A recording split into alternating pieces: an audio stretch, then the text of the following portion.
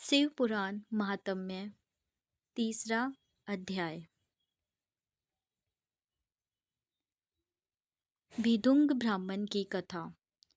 श्री सूत जी बोले, सोनक सुनो, मैं तुम्हारे सामने एक अन्य गोपनीय कथा का वर्णन करूंगा, क्योंकि तुम शिव भक्तों में अग्रगण्य व वेद वेताओं में श्रेष्ठ हो।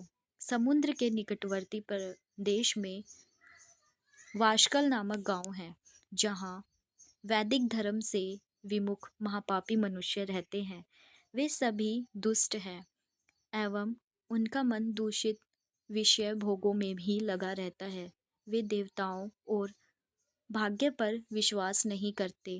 वे सभी कुंटिल वृत्ति वाले हैं, किसानी करते हैं और विभिन्न प्रकार के अस्त्र शस्त्र रखते हैं। वे व्याभिचारी है।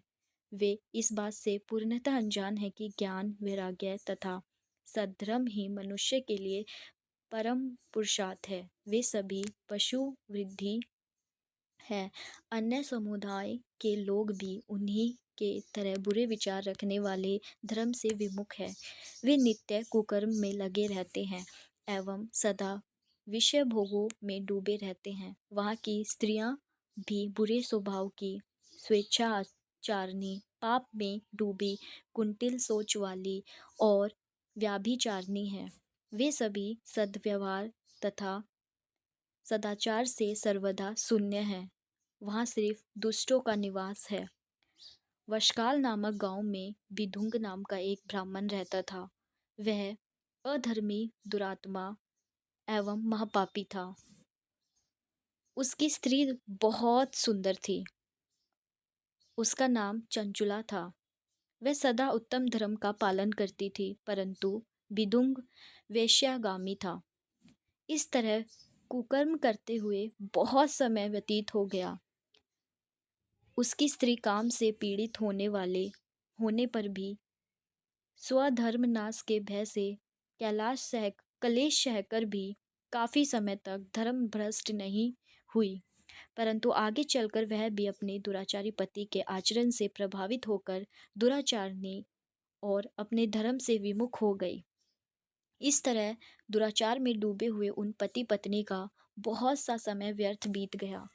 वेश्यागामी दूषित बुद्धि वाला वह दुष्ट ब्राह्मण विधुंग समय अनुसार मृत्यु को प्राप्त हो नरक में चला गया।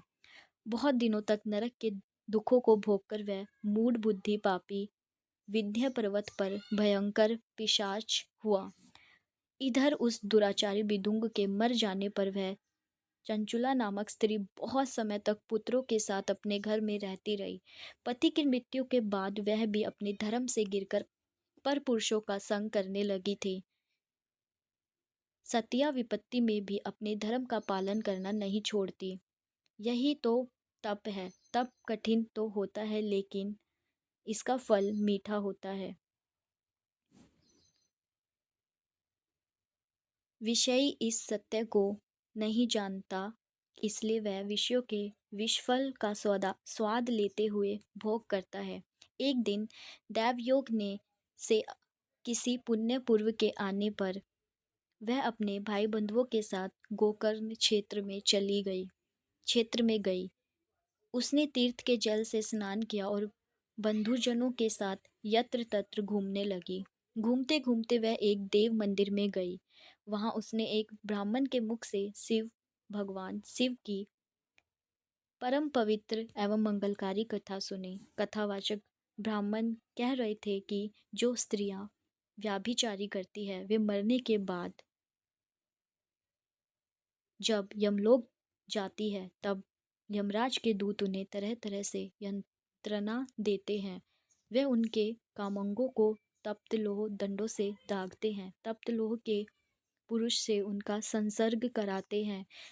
ये सारे दंड इतनी वेदना देने वाले होते हैं कि जीव पुकार पुकार कर कहता है कि अब वह ऐसा नहीं करेगा, लेकिन यमदूत उन्हें नहीं छोड़ते। कर्मों का फल तो सभी को भोगना पड़ता है। देव, ऋषि, मनुष्य सभी इससे बंधे हुए हैं। ब्राह्मण के मुख से यह वैराग्य बढ़ाने वाली कथा सुनकर चंचुला भय से व्याकुल हो गई। कथा समाप्त होने पर वह सभी लोग वहां से चले गए।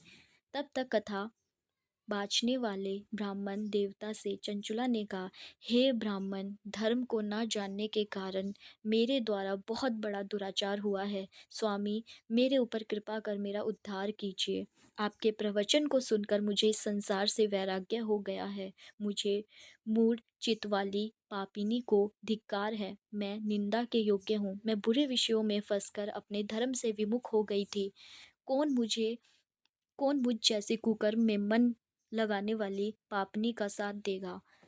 जब यमदूत मेरे गले में फंदा डालकर मुझे बांधकर ले जाएंगे और नरक में मेरे शरीर के टुकड़े करेंगे, तब मैं कैसे उन महायातनाओं को सहन कर पाऊंगी। मैं सब प्रकार से नष्ट हो गई हूँ, क्योंकि अभी तक मैं हर तरह से पाप में डूबी रही हूँ। हे ब्राह्मण, आप मेरे गुरु हैं, आप ही मेरे माता पिता हैं। मैं आपकी शरण में आई हूँ। मुझ अबला का अब आप ही उद्धार कीजिए।